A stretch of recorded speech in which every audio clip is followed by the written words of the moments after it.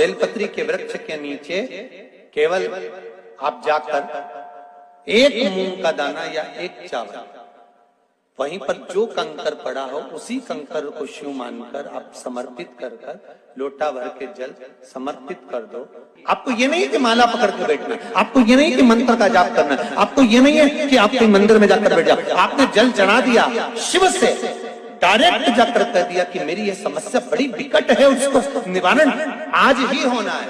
आप बाबा पर छोड़ दो, 3 घंटा 2.5 घंटा लगेगा, मेरा शंकर उसको सुधारने में लग जाएगा, पक्का है वो। बेलपत्री के वृक्ष के नीचे केवल आप जाकर एक मूंग का दाना या एक चावल, वहीं पर जो कंकर पड़ा हो उसी कंकर। शिव महापुराण की कथा तो ये तक कहती है कि अगर जिंदगी में कोई नशा करने वाला व्यक्ति हो ना, बहुत दारू का नशा या चिलम का नशा या चरस का नशा या अन्य नशे ज्यादा करता हो और बहुत नशे में डूबने वाला अगर कोई व्यक्ति है, तो शिव महापुराण की कथा तो यहाँ तक कहती है कि बेल पत्र के बीच वाले पत्ते पर, बेल पत्र के अगर बीच वाले पत्ते पर गौ माता का घृत, गाय के दूध से बना हुआ घी अगर बीच वाले पत्ते पर लगाकर शंकर भगवान को समर्पित करा जाए और वही पत्ते को उठाकर, उसी पत्ते को उठाकर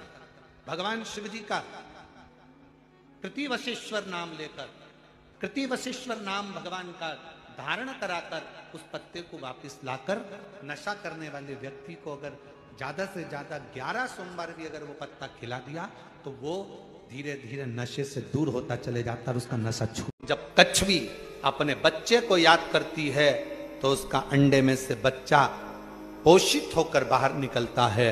उसी तरह कछवी कहीं पर भी रहे वो अपने अंडे को याद करती रहती है तो अंडे में बच्चा सुरक्षित रहता है। उसी तरह तुमरुका जी कहते हैं संसार का मनुष्य कहीं पर भी रहे, शिव को याद करता रहे तो वो सुरक्षित ही रहे। कहीं पर भी, देश में रहो विदेश में रहो, जहां तुम्हारी मर्जी हो जहां रहो, जहां तुम्हारा मन पड़े वाह। जब कछवी अपने बच्चे को याद करती है तो उसका अंडे में से बच्चा पोषित होकर बाहर निकलता है। उसी तरह कछवी कहीं पर भी रहे वो अपने अंडे को याद करती रहती है तो अंडे में बच्चा सुरक्षित रहता है। उसी तरह तुमरुका जी कहते हैं शंकर पर जल चढ़ाने पर 3 दोष समाप्त हो जाते हैं। पहले नंबर का वास्तु दोष, दूसरे नंबर का पितृ दोष और तीसरे नंबर का काल सर्प दोष। ये 3 दोष शिव पर जल चढ़ाने से समाप्त हो गए। पितृ प्रसन्न होते हैं, पूर्वज आनंदित होते हैं।